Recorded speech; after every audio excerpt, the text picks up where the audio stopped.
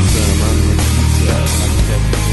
Dude, this is episode 127. 6. Okay. Wait, yeah, 126. What was last week? The fall, winter fashion, fall clothing colors. Right. Yeah. So this is 126. So what do we got? Let's plug some stuff. Get that out of the way. Saturday, San Diego, this Saturday, the 28th. I'm doing the Tipsy Crow. I'm going to run my album there. So if you're in San Diego and you want to come to that, if you're in town, if you're not out of town for the holiday or for Thanksgiving, that's at 7 p.m. It's Mal Hall's show.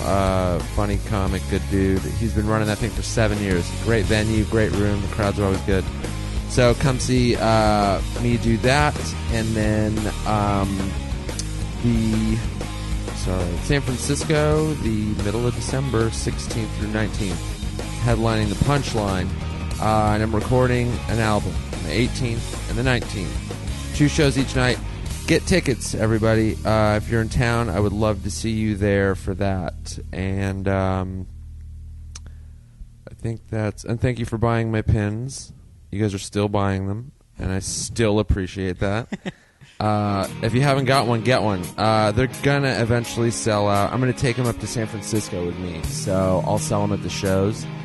And I have a few copies of my first album on vinyl left, so I'm going to bring those up there. I don't know how many there are, but I'm going to bring them up and sell those. So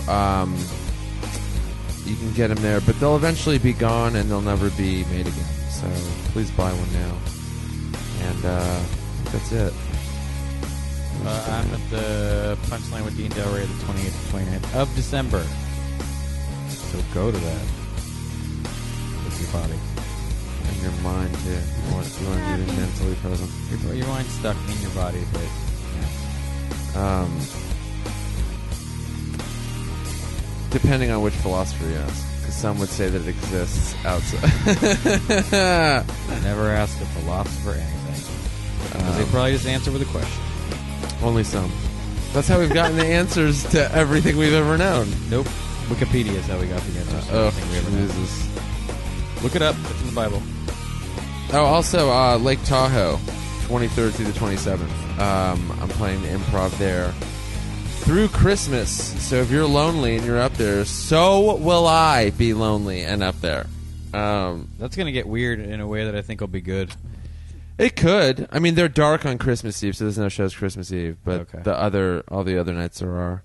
I'm sure a lot of families and shit go up there. And, yeah. You know, it's like a winter destination. But anyhow, I'll be up there as well. And let's see, go to nickyoussef.com for all shows, ticket links to every show. You can buy my pin there too under merch, and then everything else, Instagram, Twitter, all that stuff. And if you've subscribed to the podcast on iTunes, thank you. If you haven't, do so. If you haven't rated it and reviewed it, do that. That helps us. So click however many stars you think we deserve. We're going to suggest 5. And leave some kind of review, you know, positive, neutral, negative, whatever. Yeah. Be honest. Speak from your heart. Don't do that. Don't speak from your heart? Okay. All right, let's get into this episode, man. One of our favorites. The Teeb. Teeb came by Jayson Thibault to talk concerts. We talked politics first and the election and Trump and that stuff. We got sidetracked into that. Yeah. And then we talked favorite concerts and worst concerts. Yeah, we picked like 2 each. What do we like? What do we don't like? Yeah. And it's just like a fun conversation on music. It's pretty straightforward. If you've listened to Jayson Thibault on these podcasts before, you kind of know what you're getting. He knows his music. He loves his music. He's a funny dude. And it was a good conversation, man. We always love having him on. I think he is now tied with Jerry Ferrara for legacy guest. Yep. I think he is. Yep. I'm going to have to go back and count. Or he's up by half or something. Doesn't he have like a half episode or whatever? He might have a half. Yeah. Hard to say. I should just ask him instead of count, because he'll know. I know he's already looked it up. Yeah. So there you have it. Follow Jayson on Twitter at the Teeb, TAGTEEB. His Instagram is Jayson Thibault, spelled JAYSONTHIBAULT.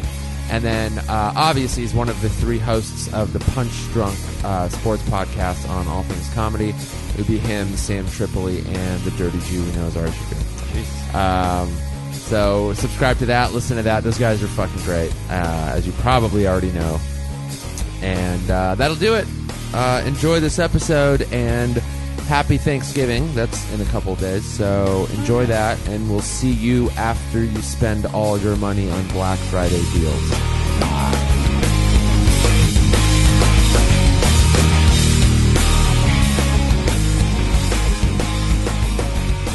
Yeah, the difference between what gets likes on, like, Twitter, like, you can post the same thing on Twitter and Facebook. Twitter will get like 37 favorites. Facebook, it's like 1. You're like, I know. What? It's the same internet. A lot of the same people maybe that even follow you. It's weird. Yeah, I don't understand that. I don't think I've ever posted anything on Facebook. It'd be good if that sentence ended right there. I don't It think did. I mean, Yeah, I guess it did. Yeah. Wow. I think I've reposted a thing. I don't think I've Yeah, I only post them on my comedy page. I never use my regular one. Right. For really. I only have a regular one. Yeah. Right. I just stopped using it a long time ago just because it was. I'm like, I don't know 4,000 of my friends. They're just like, when Facebook first started, you were just accept, you know, like because you were trying to copy what MySpace was doing. So like, I got to accept everybody. And then it just turns into people posting, you know, rants about whatever fucking political issues in the news. Yeah. And then everyone gets racist and homophobic and sexist, and it just becomes like a garbage dump of thoughts. It's a great place to find out your extended family are racist. Yeah, or everybody that you're friends with. Yeah. Because it's like they can speak long form there. Yeah. So they'll Yeah. post like a video link and then their opinions on, you know, the Middle East or like gay marriage or whatever. And you're like, there's so many people. And then you're just like unsubscribing from your newsfeed just over and Yeah. over and over. Every Yeah. one of those posts starts with, I never do this. And then you look like, you actually do this quite often. Yeah. That's like the people that, anytime anybody's like, look, man, I'm not racist, but, and then you're like, okay, here this comes. I'm not political, and I think, like, you know, war is wrong, but we should bomb everyone in the world. I know. Well, all this thing of like everybody, I posted this thing about, because everyone's so like, you know, it's become such an agenda-based site, and it's like everyone's like, oh, all these Muslims, and they're blaming all Muslims, and I'm like, blaming all Muslims and people like, you know, that follow Islam and all that for all this terrorism shit is like blaming like Christianity for the KKK. It's the exact. It's the exact same thing. Yeah. You know, and then it's fucking so stupid to just make these general like, man, we should bomb everybody that's. I'm like, it's like it's exact same thing. Flatten that whole region. You're like, all right. It's like there's a handful of like really, really horrible people. My favorite question when anyone brings up any Middle East thing, like say right now it's Syria. So they'll start talking about Syria, and then I'll go, where's Syria on a map? And then if they can't answer that question, I'm like, we're not talking anymore. Mm-hmm. If you don't even know, and then some people will go like, well, that's irrelevant where it is exactly. It's like, no, it's not. Regional conflicts are based on where the fuck the place is. Yeah. They're regional. So if you don't even know what countries it's next to and why anything's happening, how can you all of a sudden decide it's an entire religion's fault? Yeah, I mean, it's so You know what I mean? stupid. I'm like, within every religion, there are assholes. Within every job, there are assholes. Yeah. In every room, there is an asshole. Right. So to walk into a room, walk into a party, In this and be room, like, there's 3 assholes. and be like, oh, yeah, exactly. To walk in and be like, oh, that asshole's here. Everybody here is an asshole. It's Right. stupid. You know what I mean? We can all agree that the Quakers are pieces of shit. Yeah. Of course, man. And the Amish. And black people Amish shouldn't vote. and Can we Yeah, get yeah. a thing? Or here? women. Yeah. Yeah. Of course, women shouldn't vote. Yeah. Well- or men. Quaker women. Yeah, Quaker women. Right. Pretty much just the 3 of us should vote, and that's it. right. I should definitely not vote. I hope Trump gets to be president.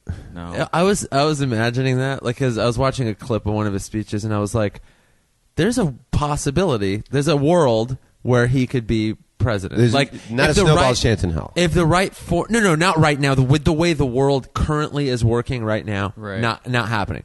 But you can like imagine the right set of circumstances that would lead him to getting elected. Well, it's just president. a simple fact that we live in a day and age where somebody like that can even be put into the forefront of thought of the possibility of being president.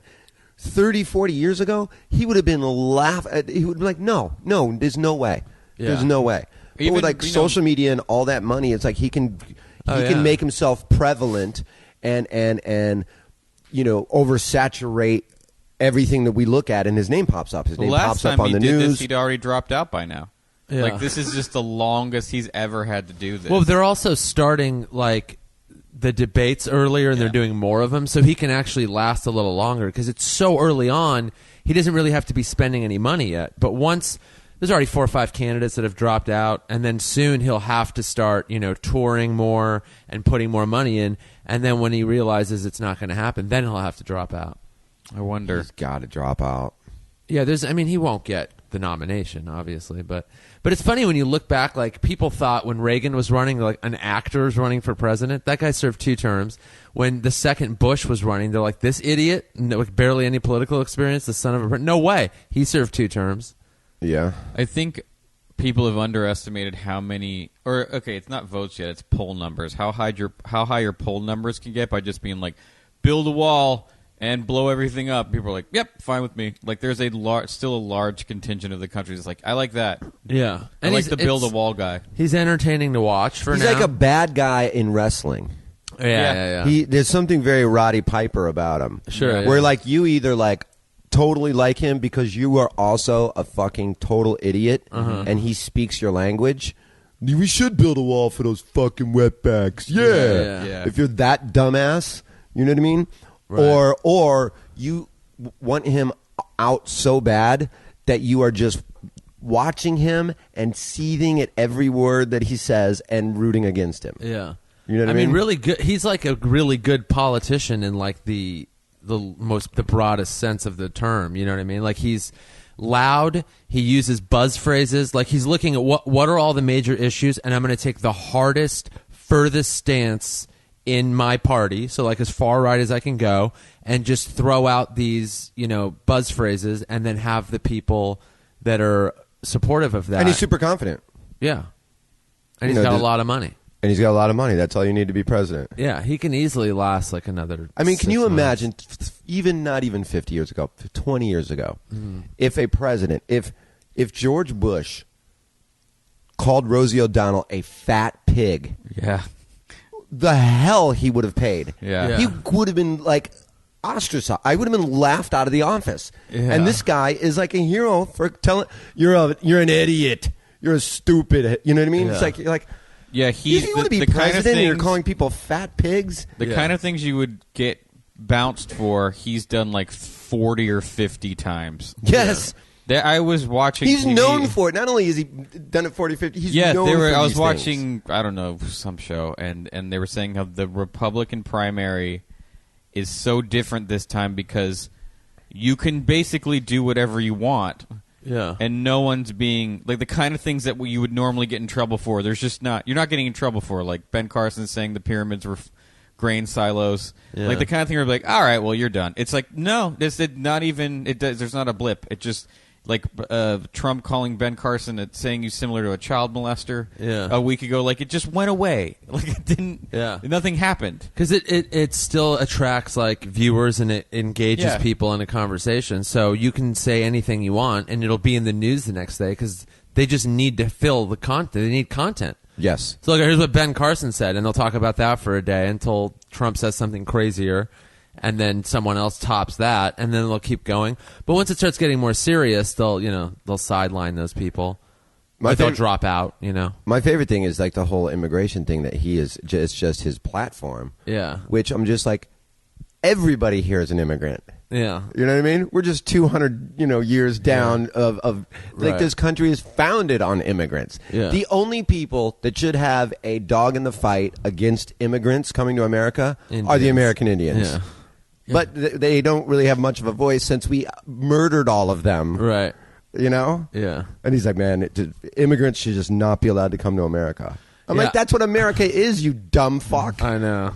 I'm not even paying any attention to. I've to the checked election. out of it, and I normally love it. I normally love election season. I find it fascinating, and it's sort of just too frustrating to watch. Well, it hasn't really started yet. Yeah, just that's because the they're problem. doing Yeah. a bunch of debates, it doesn't mean This is like the pregame. Yeah, this is like the minor leagues, and they'll get rid of all them, and then they'll, it's not God, I real hope yet. Bernie Sanders It's wins. just entertainment right now. I just hope Bernie Sanders wins. He won't. Though. He won't. There's no way he will. No, he won't. Not gonna- I almost think There's too Trump many- has a better chance than Sanders. He does. Sanders can't keep saying he's a socialist. It's not. You can't. You're not going to elect a socialist. Right.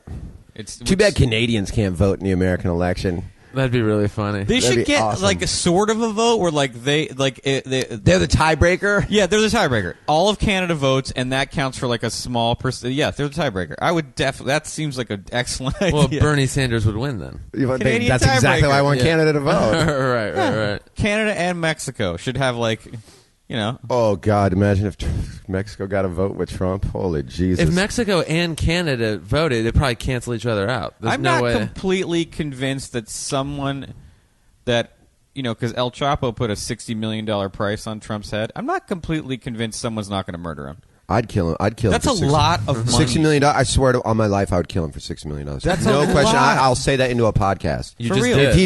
If he dies, look for me. Ask me where I was. Interrogate me Right. if he gets murdered. If you killed him and immediately I'm just saying it's very dangerous for him to campaign in California because we're close enough to the Mexican border to where if you killed him and got to Mexico that day and were like, I did it, a lot of people would be willing to hide you. Mexico, Texas, there's like a few states where Yeah. he would be close enough. Close enough. Arizona, New Mexico. I mean, Yeah. And you could kind of just cruise around being like, I'm the one who did it, and they'd be like, welcome to our home, enjoy our basement. right. And you just have to pay people off. Here's 10 grand. Here's 10 grand. I have $60 million coming in. He would be fun to torture. Yeah, Trump? he would be. You know what I mean? Just have him in a chair and like I picture like one of those basements with just like one swinging light bulb. You know what I mean? yeah. Have And him instead of- handcuffed to a chair. Instead of like loud music, you would just like use hair clippers. You just turn those on and then getting closer and closer with him. Yeah. I feel like you start could torture him with just logic. Cut parts of his hair away. make him say stupid like things in the videos, like cameras, like how he loves Mexicans and all this stuff, Yeah, and then yeah. just slowly release those tapes. I wonder if you could be like, you can be president if you shave your head. Like if like that would be like that's the bag of bets for him. Like Yeah. go like shave your head. Let us see your real head. And we, by the way, you get it tomorrow. You start tomorrow. Let us see your real head. He would do it. You think? Yeah. I think anybody would. Doesn't he realize that hair is one of the biggest things holding him back because it makes him? I look think so it's silly? more his mouth and the things that come out of it. It's all to me together. Like it makes him look so inherently silly, and like you're just saying you tell it like it is with that thing on your I head. still don't think that this is real though. Like I No, still it's like not. every time I see him on the news. But doesn't that scare and he's at you? some like, like he's in Iowa and there's 4,000 people at some rally and he's yapping about get Mexicans out of my country and all this bullshit. I watch it and I'm like, people can't think this is real. But Yeah, doesn't he's- that doesn't? Are these doesn't that people sort of there to hear his issues, or are they there to go like, I saw Donald Trump? I get worried that we're going to be like this is bullshit right up until it's not. Do you know what I mean? Like Yeah. it worries me that like That he's been in it longer than he ever has. He's doing better than he ever has. But that's not how he still would have to get the party nomination. Yeah, I and mean it it's wouldn't very happen. hard. The thing that he hasn't done, he hasn't gone through actual. The one thing I doubt he has is actual primary apparatus, like the actual. But the thing is, he has a ton of money to hire those people. But a lot Yes. of that stuff is sewn up kind of early, like precinct captains and things like that.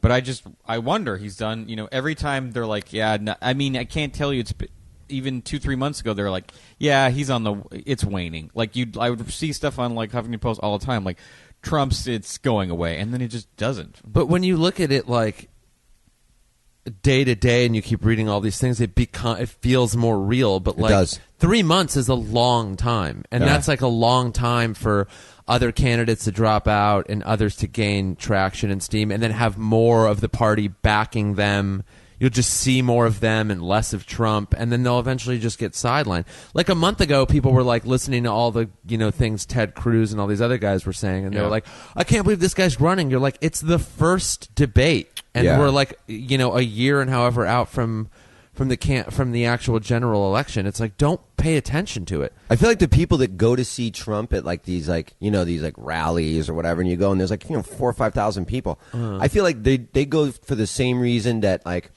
people went to go see Charlie Sheen do stand up after he lost his mind. Yeah, they're not there for the content. They're there to say, I saw this lunatic and I was there. Well, yeah, he's like a reality star as far if like literally is. Yeah.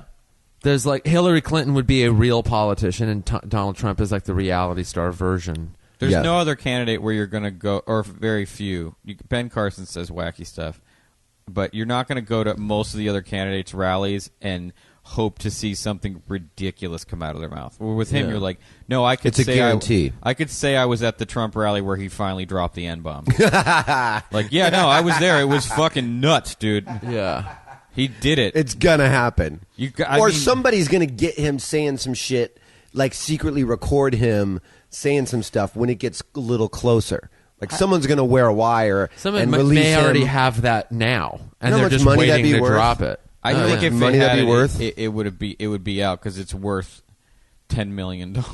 Hearing him say like, "Oh, these stupid spics" or something like that, and then you're like, "Got it." If you had a really incriminating thing on him, You're worth so much money. yeah. Then you're in like a negotiations between Trump. How much is this worth to you? Because here is how much TMZ is going to pay me. He's definitely gotten better at being or careful. CBS or whatever. Yeah. Just even the way he reacted to the Paris attacks, you're like, oh, you're being more careful.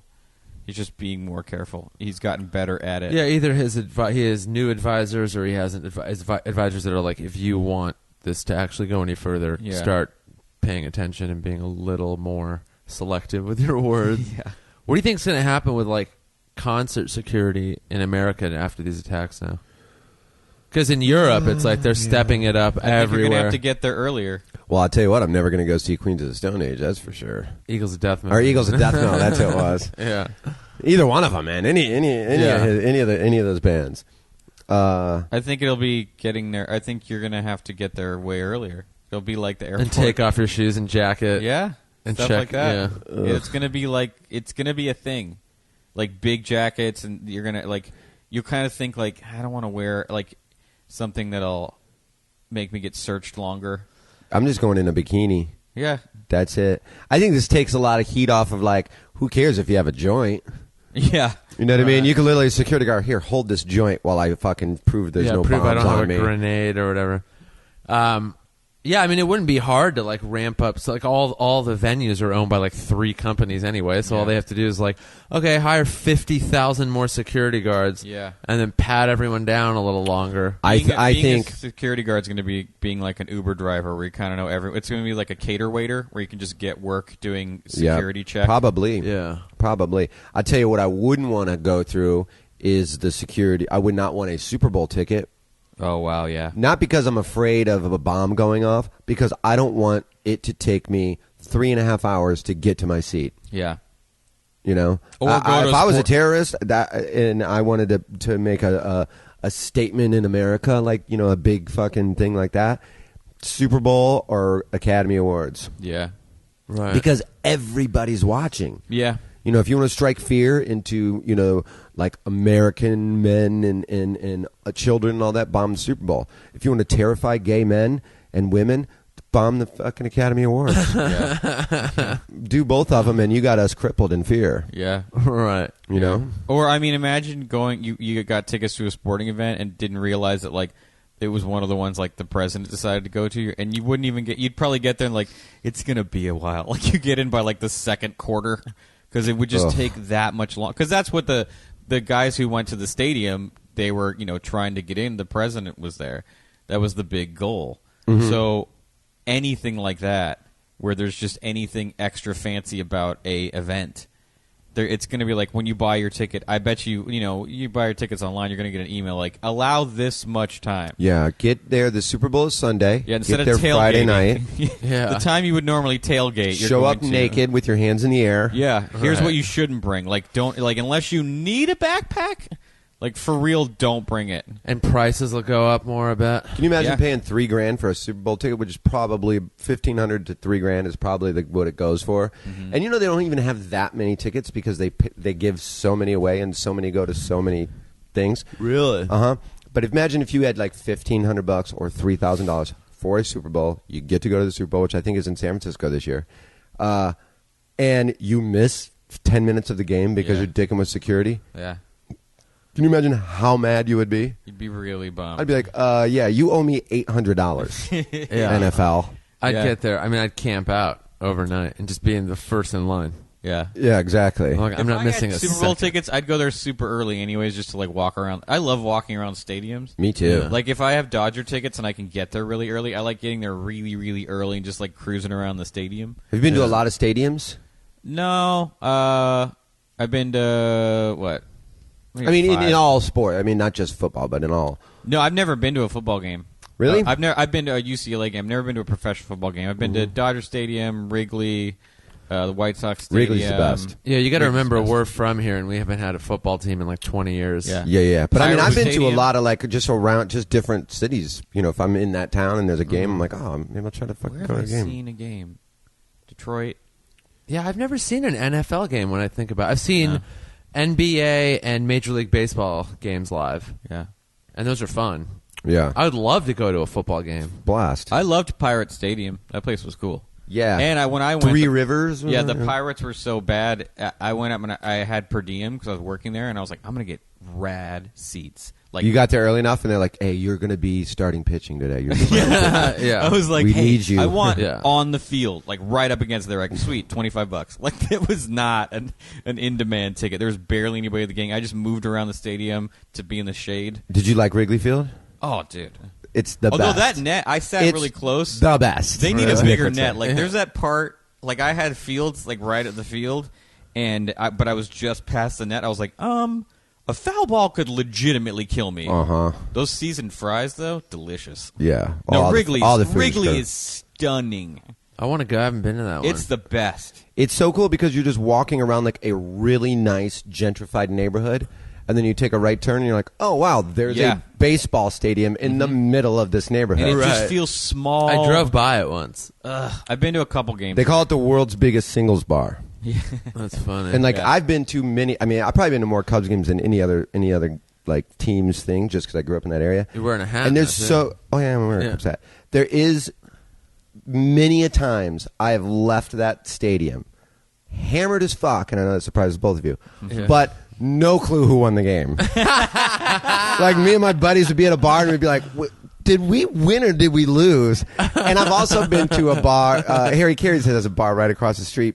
And it used to be really, really popular. When he was alive, it wasn't as touristy as it's become, even though it was still touristy. And walking into that bar where everybody in the bar is chanting, "We're number 4." That's how not seriously that team. It's like literally, we're here to get drunk.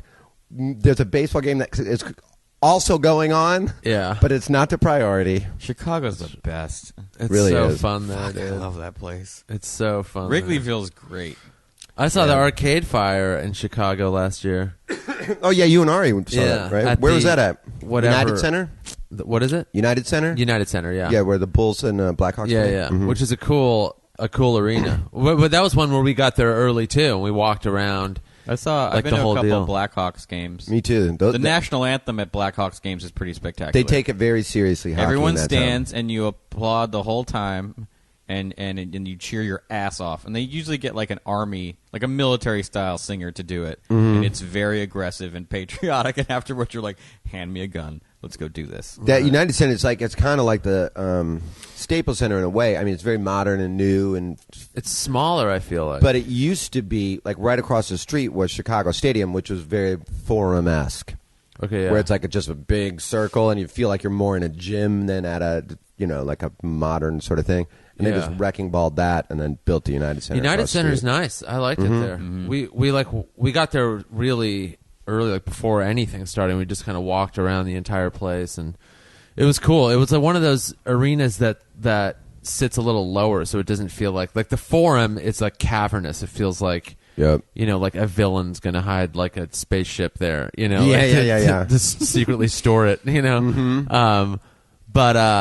But I liked United Center. It was cool, and Arcade Fire was great. They used the entire floor. It was one of those shows where they performed end stage, but they had a stage in the middle that they would use to like appear out of. So they'd go underneath and then like come out in the middle, and they'd have like people dancing or whatever. And so Arcade Fire is the male and female singers. Yep. And there's a couple songs where they kind of sing to each other, and then the guy Win was on one side and then Regina was on the other, and they were like singing at each other, and you're like in the middle like looking back and forth.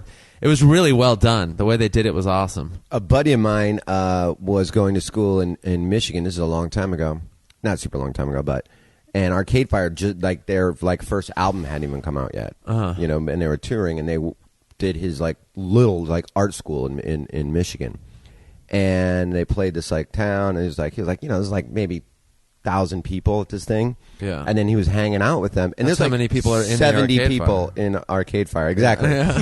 And they were like in the midst of figuring out what hotel they were going to all stay at. Yeah. And they couldn't, and my buddy's like, you can come stay back at our dorm. And they're like, really? They're like, yeah. And all of them were like in different rooms. That's like so sleeping funny. with different, everybody had like one person in the band on their great. dorm floor. That's hilarious. And there really are like 8 or 9 of them. There's And then, a like, lot of people in that band. 2 years later, they're like super, their first album came out, and it was like they Wow. hit the ground running with that shit. One of my shows for favorite was in the running for favorite one. What is a show I went to in Chicago? Which was? Strokes at the Metro. Ooh, right. Where's and- what's the Metro? It's a small venue. It's probably the size of the Palace. Yeah, What's maybe. the Palace called now? The Palace. Or- where we saw Jake the Bugg. Palladium, you mean? No. That's where we saw it's Jake Bugg. Smaller than that. Metro's small. Metro's like kind of like maybe like Fonda sized or Yeah, that's what Fonda's it's like. where we saw Jake Bugg. Okay, What did yeah. I say? Yeah. I said Palladium. You said Palladium. Okay. It's about the size of the Fonda, or Music Box now, I guess they call and it. They call it, I think it's both. Is it? Yeah. Well, yeah, it's always the Fonda something. at the Music Box. I'll or always vice call it the versa. Fonda. They have like both sides. I don't know what they're doing with that place. Yeah. Like as far as names go. But yeah, the record the first record had just come out, and so there were. And Chicago's a very serious music city. Very, very. So it much was almost like everyone was there to see what the big deal was. But there was a lot of young kids there, like teenage, like 17, 18, 19. And is when Strokes just kind of first album just first album when the hype was like ridiculous. That was my favorite album of theirs. Yeah, the hype was ridiculous. Like they were on the cover of Rolling Stone. Every music magazine was freaking out. It was like the return of rock. That all was kind of stuff. their the boulder on their shoulder was that. Yeah. Oh, rock is punky cool again now. It's Yeah, not it was so- just like Yeah. New York rock. They were calling it rebel rock. It was back, and the Moldy Peaches opened. They were horrible. Yeah. They were like infuriating. But then the Strokes came out. Why were they infuriating? The songs were just like annoying and cute, and then like their banter in between was annoying. Like, hey, you guys want to go somewhere and shit in some condoms? You'd be like, okay. Yeah. And it just wasn't good. The songs were crappy. What a visual. Yeah, you're like, oh my Yeah. god, you guys are so weird, but this sucks. And then the Strokes took a really long time to come out, but then they did, and they just blew the doors off the place. And it that's was, a cool small venue yeah, too. and it was like the album, because all they did was play the album in order and then leave the stage.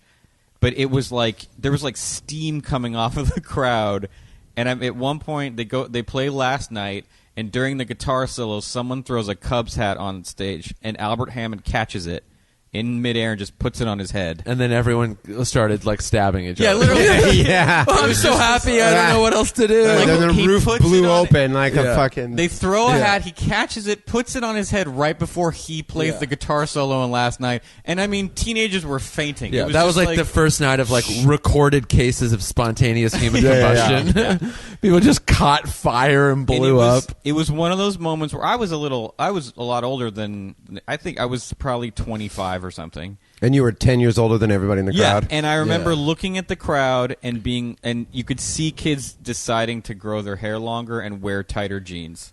Yep. And it was just like first of all, I realized watching them, I was like, oh, it's rock and roll you can dance to and talk to girls around. Yeah, It's yeah. not like More everyone's importantly, rock and roll girls can dance to. Yeah. And because that if was girls the are difference. dancing, now you can sidle up. Yeah, exactly. Which, and up until that point, there wasn't a lot of that, and so it was fun. You were at something that felt fun, and they just destroyed that place.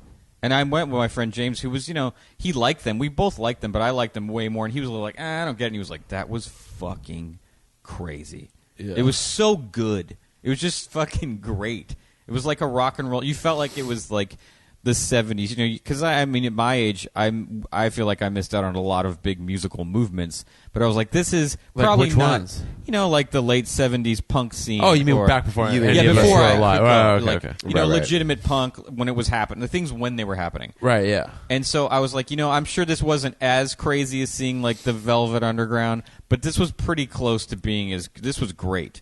And Yeah. you felt like it was happening at that moment. They just came out. It was a new band, and everyone was fucking excited. Yeah. It might not even feel great now, though, but like in another 15, 20 years, you're going to be talking to some kid who's going to be like, you saw the Strokes before their first album came out? Yeah. And that to that kid will feel like how you would feel about some Velvet Underground story by someone who's 50 right now. Yeah, Yeah, totally. It takes a while for it to register as like a cultural shift, because like people who saw Nirvana's Unplugged, it wasn't really probably cool even in 97, 98, 99, but like right now it's becoming one of those things where like I'm like, fuck man, I wish I was at that. No Yeah. shit. And in another 15 years you're like, that's one of those rare concert experiences. You hear about those shows. I remember in Sacramento, I worked with the guys. Like my first show I ever went to was Op Ivy, Black Religion, Black Flag. You're like, Which what? is like Sorry? crazy right Wait, now. sorry? Wow. Start over? Back up Yeah. again? If you heard that story in 1997, you would have been like, cool show. Yeah. But now you're like, you did what? Fuck, give me your eyeballs and your brain. I know. I gotta eat Like- them. People would be like, I can't even believe that all collectively was a yeah. show. Yeah, how did they even Like, do that? autonomously, that's a Like, good it was, show. It was, Sure, like, yeah. it was in a gym. You're like, dude? Seriously. Yeah.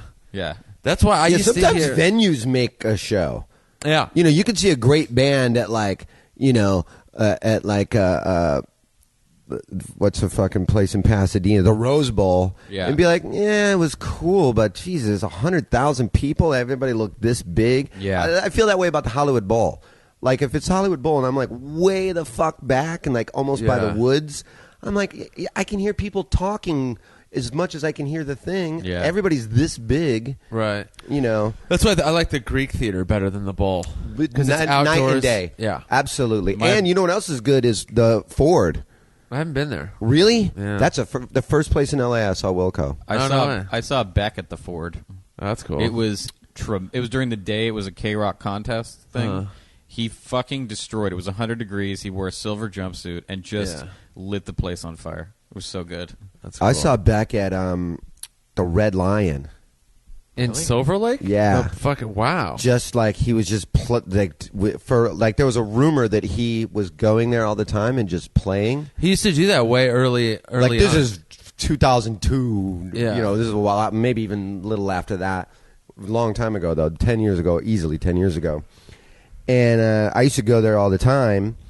But oh man, you just missed last night. I'm like, God, I fucking missed it again. And then Yeah. one night, there he is, and he's just sitting there like a one of those shitty piano players in the corner. Wow. There was less than 40 people in the room, That's insane. and he was just like playing piano and just singing. Didn't play guitar. Didn't have the only thing that was plugged in was the mic. That's insane. And you're like, holy shit. And then it got cool to kind of just like not be all about Beck, and you're just sitting there drinking and hanging with your friends and like not even really. Yeah. You're just like, yeah, man, that's a guy playing music for us. It just happens to be Beck.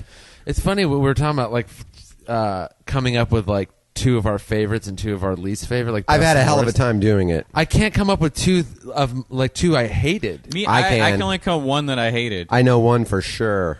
Yeah, I mean, I know one that I didn't like, but it was only for one reason that I built into this huge thing.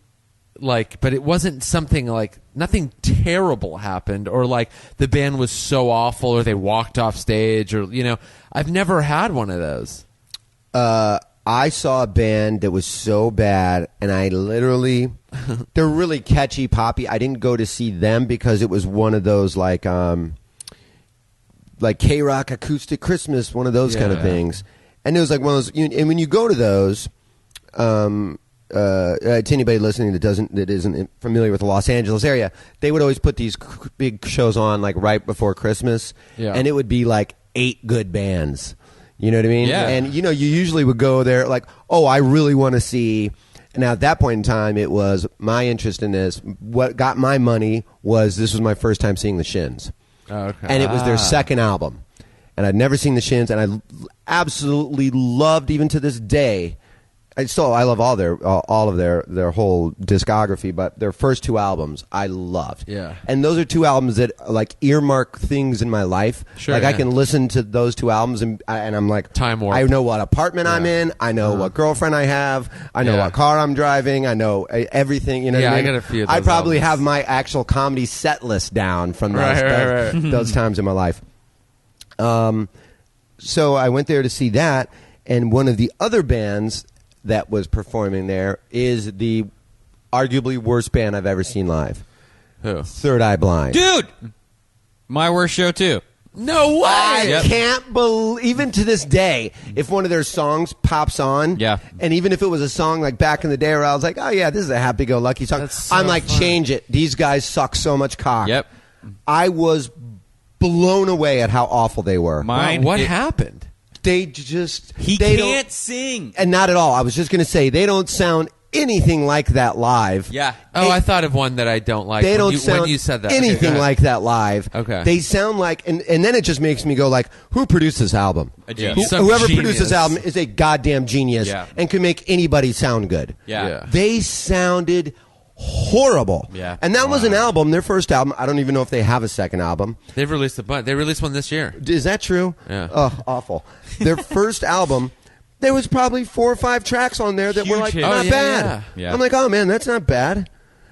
Absolutely awful. And by the third song, I'm looking at my buddy and I'm like, is this, am I having a stroke right now? Yeah. Or is this the worst shit you've ever heard? Wow. By the 4th song, people are booing. Yeah. No way. And they just scrap it on the 5th song. Yeah. Wow. I So saw- did he look like he was like fucked up? No. drunk? Nope, not at all. can't. He They just, just suck. is bad. And I'm talking about they're missing chords. I'm talking about the guys can't play that The good. drummer was really good. The band, when I saw Where'd you Eve see him? Eve 6 opened for him at the Universal Amphitheater. Uh-huh. So I went to that show. That's where I was too. Universal Amphitheater. That's where they had the Christmas thing. Correct, yeah. So this was just a dedicated Eve 6. $18 a beer as well, and that's another reason I was pissed. That's upsetting. Right. So I went to go see Eve 6 play at a huge venue because I think that at that point it was like the biggest venue they'd played, and it was, for us it was like the craziest because a lot of people actually showed up to see Eve 6 too. So it was full while they were playing, which for an opener is pretty rare. And so we were like blown. It was like the coolest. We're all freaking out. Third Eye Blind comes up. We're like, okay, cool. He just couldn't hold a note. Weird. I mean, like his voice was cracking. It sounded like- it was off. Yep. The next day, I'm listening to K-Rock, and the DJ, whoever he was at the time, was like, Jed the Fish. No, it wasn't Jed the Fish. It was someone else younger. He goes, yeah, I went to the Eve 6 Third Eye Blind show last night. Eve 6 was great. The guy from Third Eye Blind needs to take a singing lesson. Really? Like busted him on the air. He was horrible. That's so funny that our first and ones he are the has same like one. a legitimate speech impediment. It's like Josh Martin singing. Yeah, it really is. It really is. This is our next song. Yeah, it's Yeah. just like, and he couldn't hit or hold any notes. So the songs just sounded legitimately bad. I've never heard that. Like, you think, because they've toured, you think like that Yeah. would be a widely known thing. Like, Have you one of the ever worst- heard anybody say, I saw them and they were good? I've never heard anyone say I saw them. That's It's true. been so long. Right. But you right. think they would have built a reputation for... Because there's certain artists that have reputations for being, like, really unpredictable live or really bad or, Yeah. like, moody. Cat Power. Cat Power's one. The Black Lips used to be known for being, like, insane, and they would, like, get kicked out of venues and light shit on fire. Like, bands develop reputations. You think they would? Guns N' Roses awful. is notorious for Sure, yeah. you remember sounding like shit later, or just saying "fuck you," we're out of here. That Yeah. song, "How's It Gonna Be," the Third Eye Blind one. Yeah. When he gets to the part where he's like, "Would you don't know me," and he can't hold it. He's like, "What you don't ever." Like it's just not even words. Dude, Oh, it's that's awful. You like know, I for want a to. song I want to YouTube their live. Maybe he got better performances. or whatever, but like, dude, it was bad. Wow. I mean, it was bad, and I was kind of like, man, this is going to be a good. You know, it was like I wish I could remember who was all on that show, but it was them. It was who's the like then it would have been Spanish like guitar playing guy and girl. Carlos Santana. Oh no, Rodrigo y Gabriela. Yep. And that's I never even heard of them. That was like they're unbelievable. amazing. Yeah. that was like their coming out party. They were like the first. You know, they like opened it up. Like no one had Yeah. even heard of them really. I saw them fucking at Coachella. Like They slowly blew up each year, and Yeah. I've always in my mind been like, "Oh man, good for them," because they were Yeah. awesome when I saw the them. first like year 11 they had years like ago. a big a big buzz. They were playing at Coachella, and because it's just a guy and a girl on guitar. There's no lyrics. They're just instrumental, but they're wow. fantastic Fucking, like guitarists. Spanish guitar mixed with, like kind of rock. They two cover like acoustics. Pink Floyd songs and like Unbelievable. yeah. You got to And get she's their kinda first sexy. album. It's great. Okay. Yeah. So I was sitting side stage on the stage, like five like. Well, it's for the listeners, you can't hear it, but like as far as you and I are sitting from each other right now, 6 feet apart. yeah, 7 and feet there, apart. and you can just see how close, you know, like, I mean, you're sitting so close. Sorry to like them playing these guitars, and you're just like you get transfixed on them, and you're just like, how are they fucking doing? It's, You this? see it's literally Spanish- like they have 10 fingers on each hand. Yeah. On Real each hand. legit Spanish guitar players are wizards. Yeah. Like when and you that- see someone ripping a Spanish guitar, you're like, whoa, dude, relax. Yeah. Let alone 2 of them. Yeah. You know what I mean? That coordinated shit, you're like, all right, you win. Yeah, they were impressive. yeah, you win. Yeah. That's the best I mean, they way were to say getting it. like huge reactions from the crowd, and they weren't even saying a word, which That's- is like how impressive the guitar playing. Good was. instrumental. It always like takes a minute when you start people are like, oh, they don't really sing, and then after a while, if they're good, people are like, all right, this is the shit. Yeah. Because you're like you people just shred so hard. Yeah, and a good like that's how rare it is for like there to be like an exceptionally good musician on stage with most bands, because like there's a lot of times like the band is just like the band, but certain bands have like a standout person who's kind of just as famous, you know, Yeah. as Yep. the band itself or whatever. And they'll stand out, or like they'll be like the most famous person because of how good they are at that instrument, and they're not even like the lead singer or something like Right. that. You know what I mean? Like when Flea's like that. yeah, no, John Frusciante is the one. Flea's also, considered a great bass player. Yeah, but his personality is more why he's Yeah, like he's wacky. a thing. John Frusciante doesn't ever say a word. Yeah. But he is like the reason you go see the Chili Peppers. Yeah. Like he's such an amazing guitarist. Yeah. He put out this fucking album. Well, he's put out a ton of solo albums, and just recently he said he's not going to anymore because he's like, no one buys them. I don't see the point. And he's just like, I don't know, I just make all this work and no one really like notices it or whatever. But he put out an instrumental only album with the guitarist of the Mars Volta, who's now an Anti-Mask with the singer of the Mars Volta. So and he's a great guitarist too, Omar. So they put out this album that's just instrumental, 7 tracks, and it's fucking mind blowing. It's so Really? cool. It's so cool, dude. Oh. And it's impossible to find. It's not on iTunes. It's not on Spotify. I had to really, really hunt for it. And the way I discovered it was I went to a record store, and I'm walking around looking for like, whatever. And I talked to the guy. I'm like, do you have any like rare, Tool, Mars Volta, things that you can't find? And he goes, no, but I have that. And he points. I'm like, well, hadn't even. If heard it's of on it. the wall, you're fucked. Yeah. That's the rule with record stores. Yeah, No. There's that thing in that frame Yeah. that has a padlock on it. You're Yeah. like, damn it. Yeah, there's a security guard guarding it with a gun and a Rottweiler. Like I'm one of those "Jesus." English guards with the hats that just doesn't ever talk. Yeah, and there's just like lasers crisscrossing the whole thing. Yeah. And I'm like, so is that expensive? You got to rappel down and to get it. You have to turn a key with him at the same time to like open it. Yeah. So what- anyway, yeah. it was rare. yeah. So I'm like, what the hell even is that? He's like, oh, John Frusciante and Omar from the Mars Volta made it. And it was on wax? Yeah. Oh, boy. So it's like it was the second. There were 2 pressings, very limited run. It's next to impossible to find. So I'm like, well, I mean, can I find it online? He's like, good luck. It's not on iTunes. You can't buy it anywhere. And he's like, it's $50, and I promise you, you will love it. He's like, I have a copy, and I listen to it all the time. He's like, I promise you, you'll love it. I'm like, you know what? And I'd never spent that much money on a record. And I was to date, that's the most money you spent on a record? The podcast didn't end. He's thinking. Yeah. No, because I'm a normal amount of silence. I'm subtracting the amount of, because I had like gift cards for at Amoeba, and I bought a record that was worth more, but with the gift cards, it brought it way down. So I was trying to do the math in my head. I got you. But it's probably maybe the second most. But there was another record, the second Mars Volta album. It was a first pressing, an original, that went for $110. But I had all these gift cards, so I put it down and it dropped it to like probably 70 or something. Wow. But it's like online, it's worth twice as much. So it's like I buy it, and then tomorrow I could sell it and make my money back twofold. You know.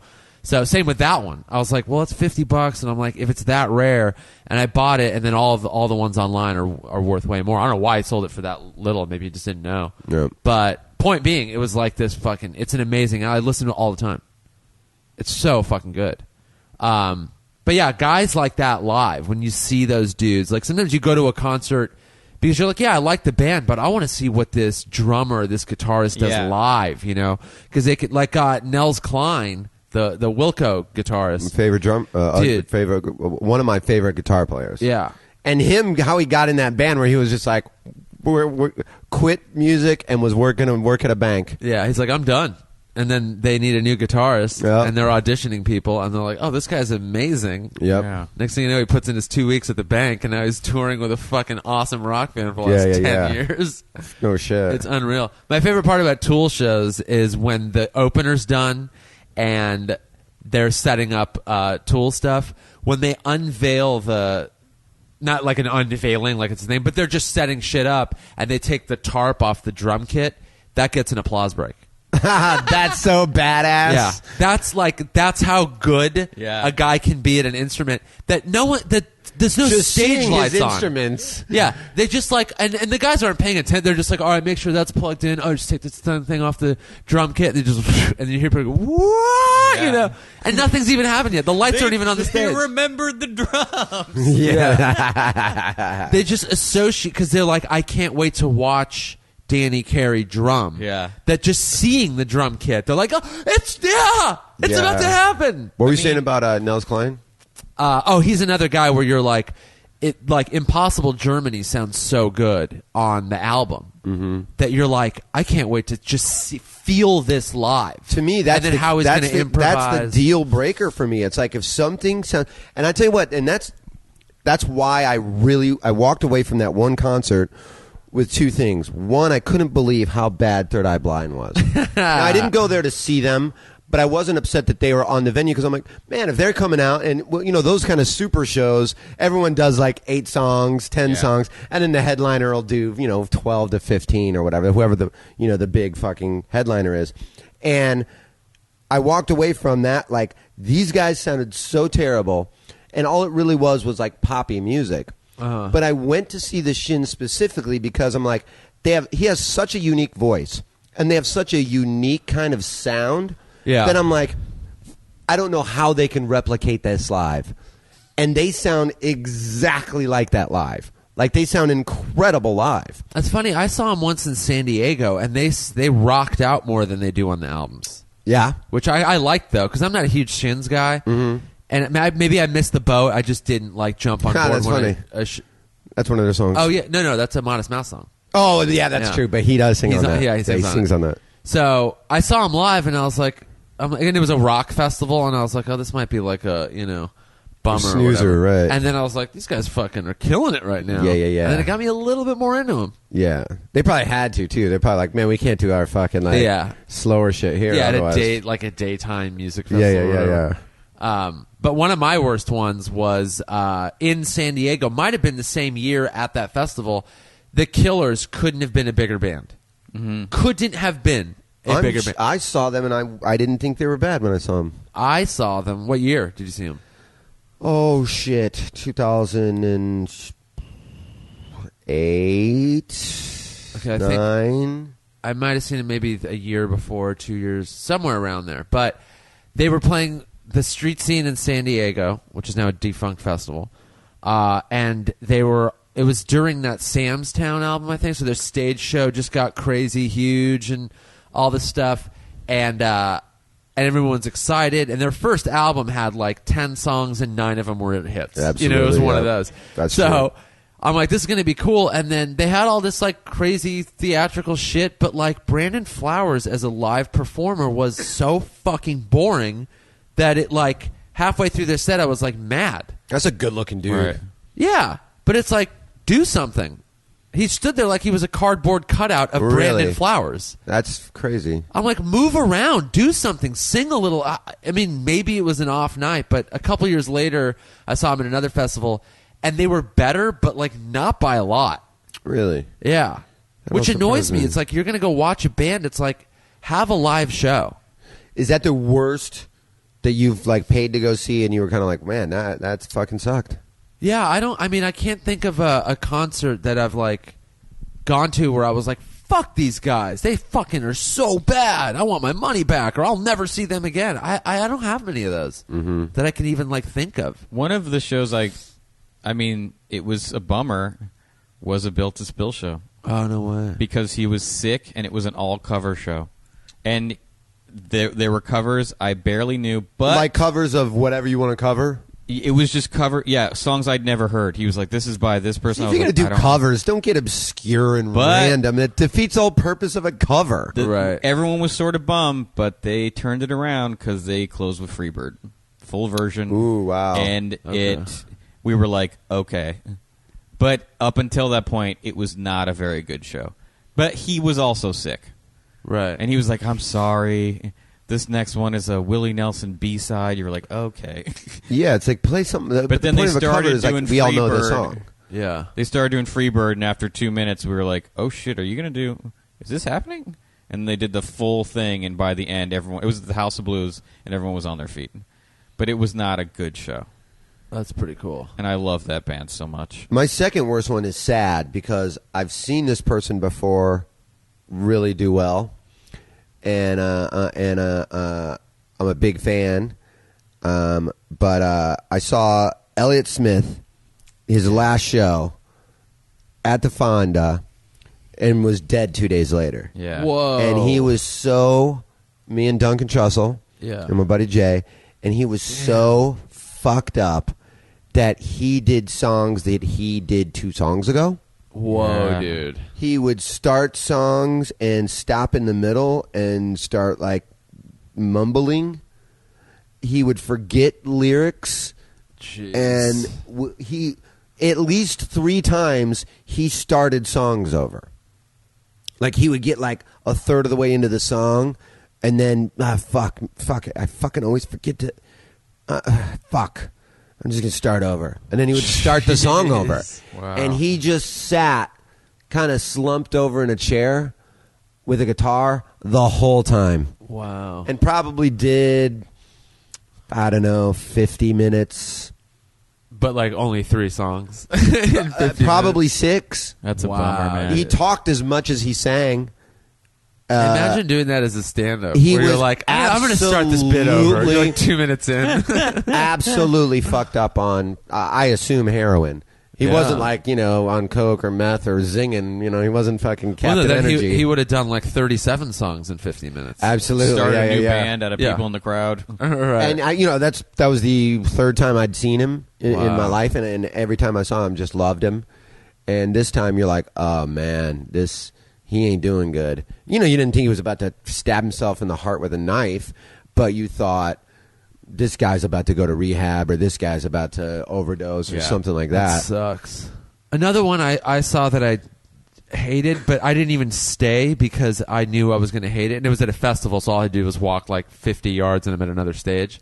But it was MGMT when they released their second album, and they were all like into fucking drugs now and all this shit, And the first album was good. A lot of First good album's songs. really good. Oh yeah, totally. And the second one, they were all like, "We're into fucking heroin now" or whatever. And I'm like, "Oh, this is gonna fucking suck." So it comes out and it's not that great, but I'm like, "Well, I'm still gonna watch them." So I go over there, and they're a few minutes late to get started, and they're kind of like mumbling, and then he goes like, "So, anyone out there fucked up on drugs?" Oh my god! And I was like, "See you later." Oh man, Who says that? Just be fucked up on drugs, Yeah. and then play Jesus music. Christ! And I was like, "I'm out of here." The only thing I would have absolutely have left, but the only thing I would have done different than you is boo the whole way out. Right. Well, I was so far in the back, it wouldn't have done anything. It's not even about them hearing it. It's just about from my inside, so I know that I booed them. It's like a 15. It's like a 15-year-old kid Anybody who else? gets drunk for the first time. Totally I'm right. so messed up right now. I You're love totally beer. right, dude. Yeah. That's exactly what that is. Ugh, That's really funny. so lame. Best show. Radiohead at the Greek. I knew one of you fuckers was going to say Radiohead, man. Radiohead at the Greek. It's one of the bands I've never seen, and I'm Kid devastated A by it. record. Wait, 2001. what? I've never seen Radiohead. I'm saying that live into your podcast. Oh man. And I feel very bad about it. Wait, I thought, what the I have fuck? never seen Radiohead. The closest I've ever been to seeing Radiohead was when they did in like 2000. They did the Hollywood Bowl. I was in the woods. That's really funny. That's the closest I've ever been. And about 5-6 songs in, he's like, "This song's for everybody that's hiding up into the trees." Yeah. And then you hear this like, like there's like 3,000. It sounded like like a war cry Like from wildlings? Yeah. And it was Game just of me and my Thrones buddy Brian Jarvis are sitting up there in the Wow. fucking woods. And we're like, Isn't that above the Greek though? Is there woods above the bowl? Yeah. yeah, this one's above the wall. Oh, okay. Absolutely, yeah. I mean, I know there's woods. I didn't know there were like ones because I've done that above. I listened to James Brown above the Greek once. Really? Oh yeah. But yeah, it was a Kid A when Kid A came out. It was probably about 2001. Yep. My accountant was That's- Radiohead's accountant at the time. You so that's son how I of got a tickets. bitch. You son of a tickets were like bitch. $1,000. Virtually impossible to get. Yeah. And I tried to get tickets. Oh, yeah. The 3 times that I've known them to be in Los Angeles, all 3 times I tried to get tickets, could not get them, or they were way out of my Yeah, they sell price out in range. 2 seconds. Yeah. And then the closest I got was sneaking into the woods. I'd never seen them, and it was borderline a religious experience. Everybody Like, says that. Fucking. First of all, this was Kid A hadn't even been out that long, and it was Kid A was so good, but they were still doing like a lot of OK Computer songs. Oh, love it. They played everything I wanted to hear. The bends, you a lot could of have put a bends. gun at the back of my head and been like, "This is it." I'd be like, "Word, I'm good." Ugh. It was so fucking good. It was cool that, like, it was me, my manager, Stu Sobel, God rest in peace, my accountant, and my manager's assistant. Your And accountant, Juice Obel. And by the way, So stupid. So dumb. he's incredibly Jewish. Well, imagine that. But like the instant the concert started, it was like I was there by myself. Oh, I mean, yeah. I And that's a couldn't- great thing. I you know? couldn't have been more excited to see Yeah. anything in my entire life. A good show feels that way, where you're like, Yeah. nothing else is here but me Yeah. and you guys. Dude, it was the best shit. It was the best. I haven't seen a show, and I've seen Radiohead 2 more times since then. Where at? The Bowl.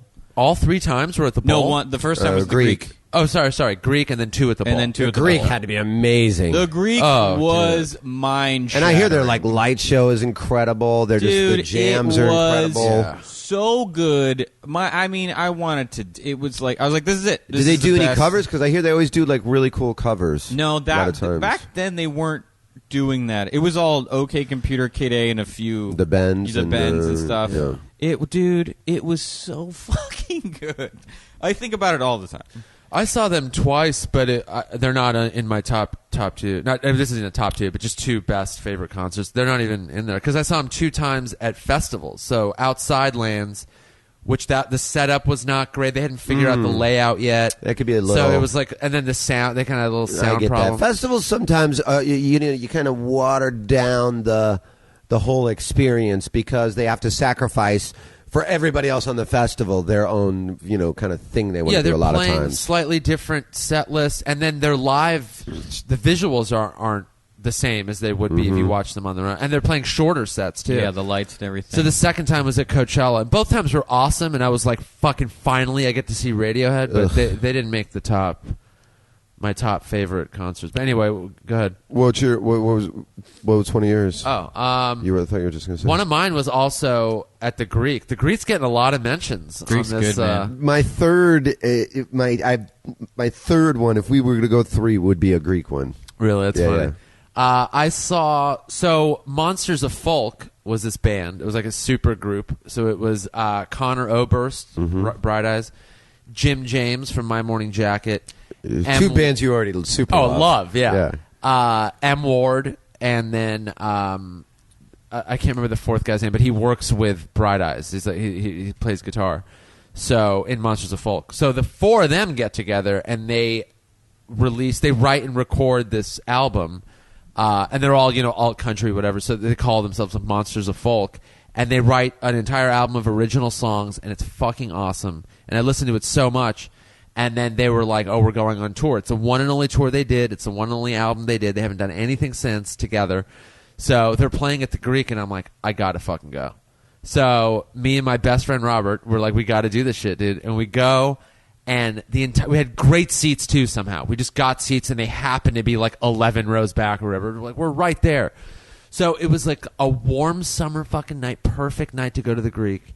And these guys all come out, and the concert was so fucking interesting because they played all the songs from that album, but in between, like every second song, they would play songs from their own respective bands. That's cool. Whoa. So and they would play them like together, or like they'd play each other's. I think there was a couple cases of that.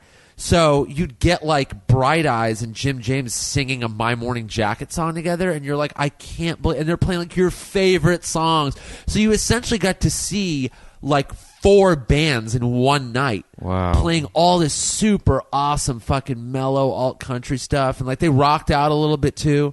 That album, that Monsters of Folk album, is fantastic. That's the kind of thing you wish there was video of, where you'd like watch might it be. all the time. There might be, or like if it was a concert film. Concert film. that yeah. would be That's so a great cool. concert film. Yeah. That would be so cool. But I don't know, man. Just the vibe that night, and like the songs that they played, and it felt like it went on for like 3 hours, but in a good way. You That's know? the kind of thing that only like really good musicians can do. And it just like I don't know, man. It just hit me perfectly, and I was like halfway through, I was just like, this is one of the best concerts I've ever been to. Yeah. And it wasn't anything like, there wasn't a crazy light show. There were fireworks. They didn't rock out crazy hard and break instruments. There wasn't like anything crazy, but it was just the way it was put together was so like careful and thought out. And the covers of each other's songs was a fucking awesome touch. That's cool. Yeah, it was just so good. And I've been wanting to put out a second album since, and like they haven't. That's probably a hard thing to facilitate with everybody's schedules and everybody's busy. Like, hey, let's do another side project album with. Yeah, they talked to Connor Oberst about it, and he was just like, it's just hard. He's like, we've talked about it and we want to, but it's like we don't want to rush it. A, and B, we've just had a hard time like organizing all our schedules. Yeah, because they're all in like really successful bands. Yeah, that's what I mean. That are it's got to be hard to putting out albums. Hey, still. let's all take 8 months off from our busy schedules, Right. and put out an get entire together. new album. Yeah. But dude, I mean, I still think about that show every time the Greek comes up. That's one of, and I've seen so many goddamn concerts at the Greek, but that is always like when I think Greek theater, that's the number one show.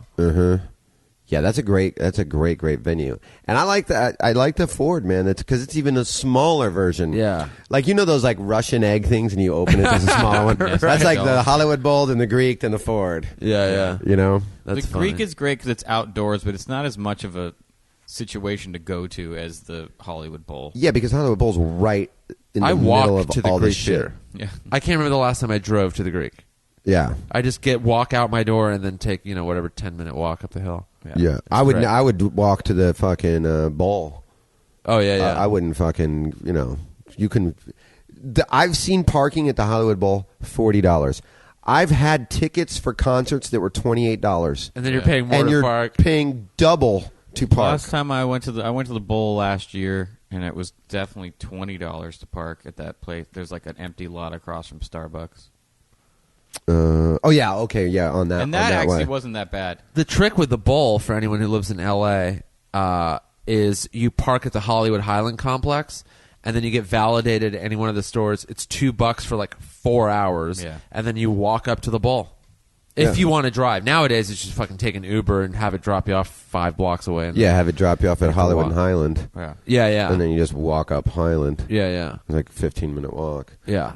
One of my best ones, I would be shocked if it's not your second one. Because it's one of those. Now, we've been to a lot of concerts together. Yes. But we've also been to, you hear your buddy talking about a concert, and you're like, oh, I was at that concert too. Right. And that's this one, which was at the Forum, Prince when Stevie Wonder, and it was Stevie Wonder's birthday. Right. And Prince was doing he did, I think it was 21 shows for $21. It's called the 21 Night Stand. So 21 nights, every ticket was $21. So Thursday they would go on sale, and you would buy your ticket, and it was just a crapshoot where it was.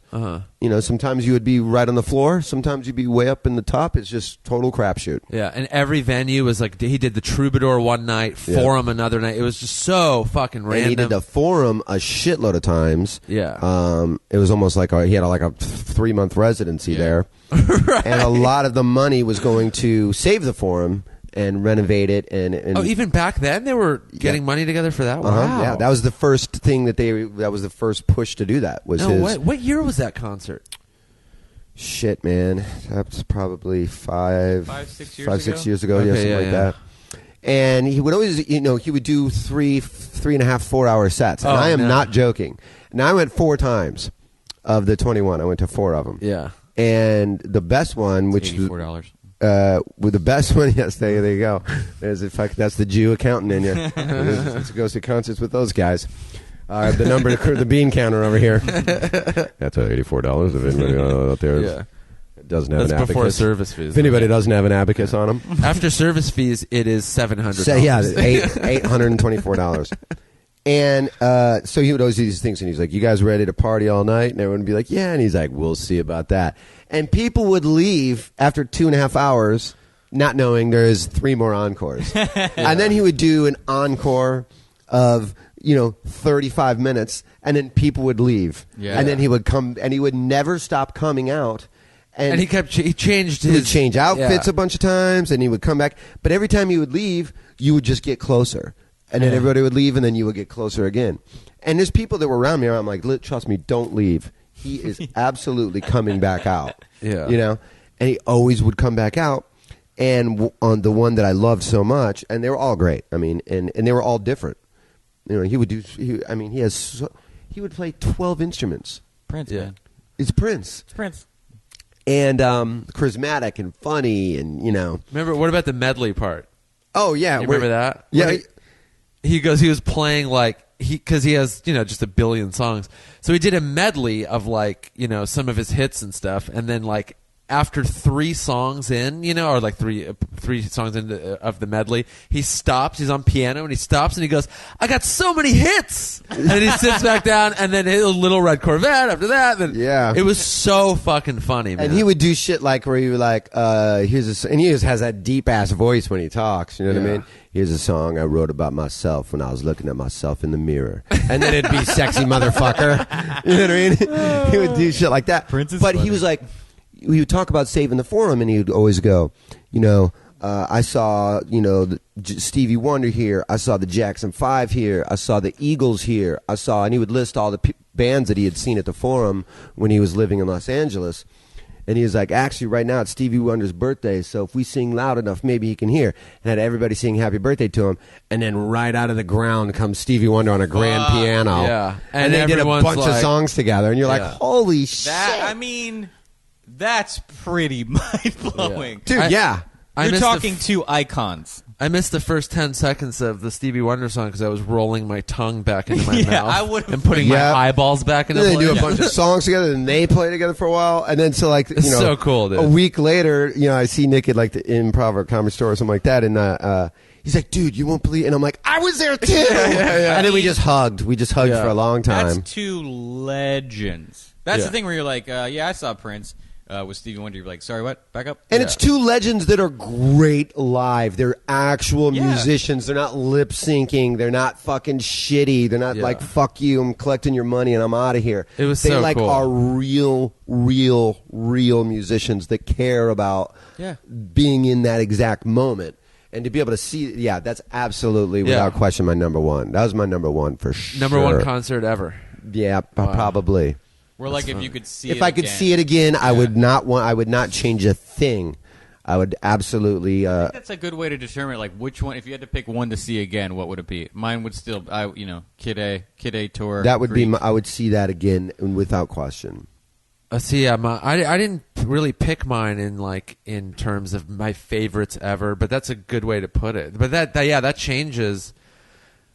Yeah, what it would be, I guess. I mean, mine would have to be like the first time I saw Tool. The first time you see a band you worship. Yeah. That's the thing. It was the first time I'd seen Radiohead, and it was like, to me, one of their peak moments where they were just so good, and I was just in like a fever pitch of worshiping them. That's my second one. And it was just like, I could fucking faint right now. This may get too real for me.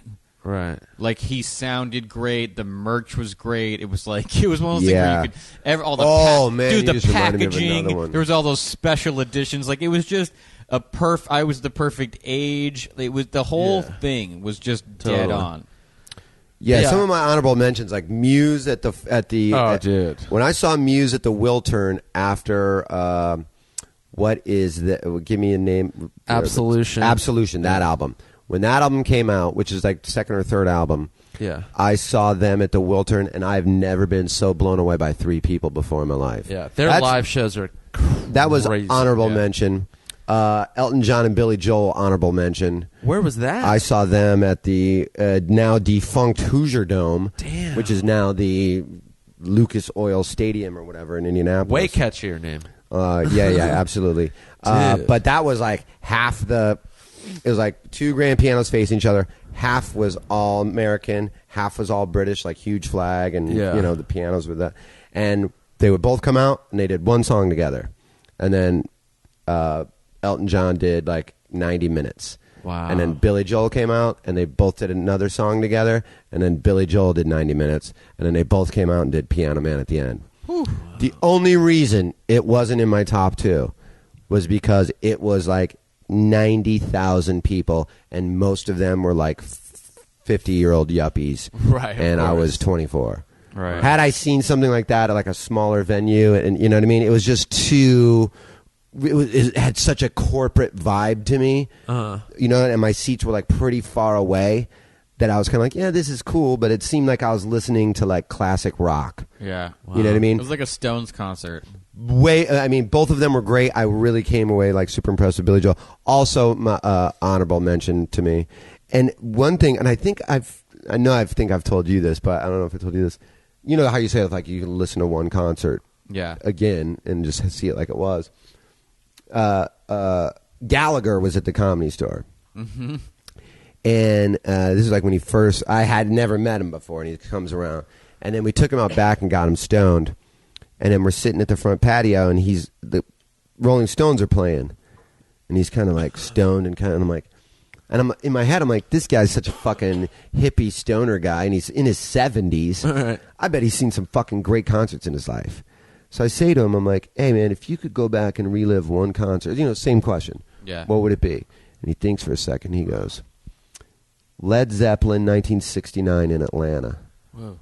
And that's exactly what I said. I'm like, holy shit, man. This guy saw Led Zeppelin in 69. That's insane. And I go, who the fuck opened up for that show?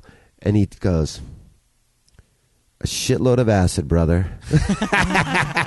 I'm like, that might be the funniest thing you've ever said. You've never made me laugh in your entire life, including when I was 10, and you were smashing fucking fruit. Yeah. And that's the fucking coolest thing you could have ever said. That's correct. I mean, Court McCowan, too, who's been on the podcast before, he has seen a ton of great shows.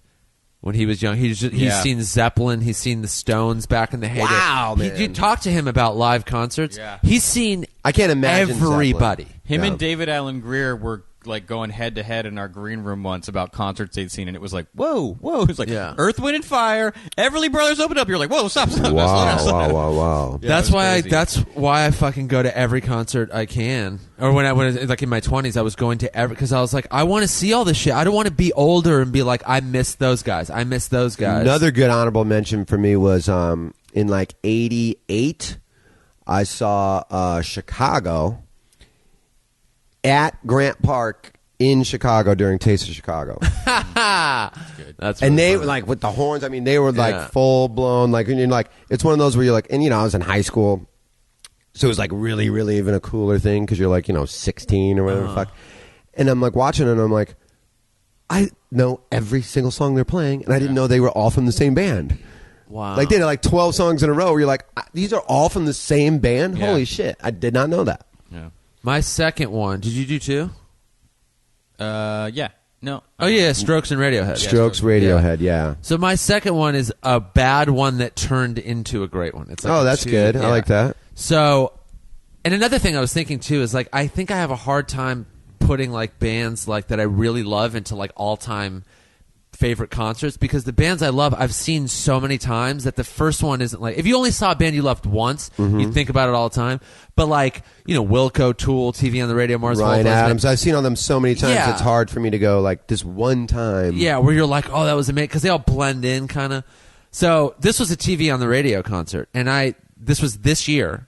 So I had seen them twice already in 2015. They played at the Fonda, and I was like, okay, cool. Great. And then they favorite played, venue. Yeah, they played at the Palladium, which is literally, you know, a few minutes away. A few months later, I'm like, yeah, of course I'm going again. I love TV on the Radio. So I go, and for some reason I bought a bottle of water, and it was $6, and that fucking ruined. It didn't ruin the show, but it really made me fucking pissed, right? So they were great. The band was great, but I couldn't get the fucking water thing out of my head, right? That's how I felt about my $18 beer. Yeah. So every time I think about the concert, like for like a few days after, I was thinking about that, and I was like, fuck that, right? So I end up writing this article for a magazine about that bottle of water incident, but I turned it into like Live Nation and Ticketmaster are fucking people out of the live concert going experience, right? Mm-hmm. This whole fucking thing. I love it. So I wrote it, and then Paste Magazine published it. So, and it ended with this whole thing. I was like, you know, hopefully someone somewhere in any of these places can, like, you know, remember what it was like to go to a concert and have fun and not feel ripped off from like the moment you purchase a ticket to, you know, the moment you leave, you know. But I was like, no one's going to read it. No one's going to give a shit or whatever, you know. And then I get an email from the magazine, hey, your article went live this morning. I was like, cool, thanks. And I kind of just looked at it real fast to see like what they edited and, you know, all that stuff. 15 minutes later, I got an email from the president of Live Nation. And I was like, uh-oh. Yeah. I was like, this can't be real. Right, and then I look at the fucking. I was like, "It's real." And he's like, "We need to talk." He's like, "Hello, Nick Youssef, wearing a blue shirt, Right, sitting yeah, in your yeah. red chair, drinking a coffee. Right. I'm watching you right now." And he goes, "We need to talk." And I'm like, That's all it said? Yeah, read your thing. We need to talk." Wow. And I was like, "Shit!" So like, oh, what the fuck's gonna happen? Love president of music. Right. Yeah, love the guy that will control anything you can ever probably see again. You're banned from all concerts, you know. So I hit him back. I'm like, I'd love to. And he goes, I'm out of town. I get back in a few days. Let's talk. Call this number. We'll talk. So one thing leads to another. I get on the phone with him, talk to him for over an hour about just all this stuff. I can't say what, but it was. Why can you not say what? Because it is an off the record thing. Okay. Yeah. I respect that. Yeah. So, but it was a great conversation. Good dude. And then that led to one of the greatest concerts I've ever seen, which was recently, and I know it'll stay as one of the best concerts I've ever seen because it was a bucket list artist, and I've just been dying to see him forever. So, I know Neil Young at the Forum, Right. Yeah. Now you got tickets for that through this conversation. He's Yeah, like, hey, man. that awful experience at the Palladium and then deciding to be vocal about it. Now, obviously, if it was just now, let me ask you this, because I know there's some confidentiality here, and you can't say too much. Was the crux of this conversation? How can you go to a lot of concerts? You're a big fan of music. Like, what can we do as Live Nation to make this experience better? Yeah, I mean, it was all that stuff. It was everything that I talked about in that article. Just like it was a conversation about all that. Okay. But it kind of was like, I mean, we found like common ground and stuff, and he's like a good dude, And then I was like, I want to go see Neil Young at the Forum. and the next thing you know, and I want 2 free waters. Right. But yeah, the next thing you know, I'm front row on the floor watching Neil Young play 3 hours of just fucking hits, rare tracks, all this stuff. It was really insane. Yeah, my second one was and a little bit of it is the company you keep. Jason Galern and I. Yeah. And I really feel like it was their, and I still love this band. I always love this band, but I feel like it was really their last push of the whole band being together. Was when Black Crowes did 5 nights in a row at the Fonda. Yeah. And then they went to San Francisco and recorded a live album. I mean, a live, concert film, which was great. 5 nights in a row. We went to 3 of the 5, and literally watched them for 2.5, 3 hours, like rehearse their that's awesome live concert. And each night, sets were a little different, and literally we were just like, there's the stage, right? It's like it's 10 feet away. Yeah. And we're just watching, the band had broken up so many times, right. And they're all completely back together. And for a rare, probably 50 days, everybody seemed sober and were able to rock and not fight and not be smacked out on heroin. That's awesome, dude. They just wrecked it. And then the next night, we're like, dude, let's fucking go again. And then, dude, we don't have tickets. We don't fucking need tickets. We'll get in. Jason Glenn is the king of just showing it. I'm like, dude, we don't have tickets. Dude, you're good. We're fine. We'll fucking get in. Yeah. And he talks to a door guy for fucking 5 minutes, and the next thing you know, we're in again. I don't know how he does that. Yeah. He has a magical touch with being able to do that. Yeah. That's insane.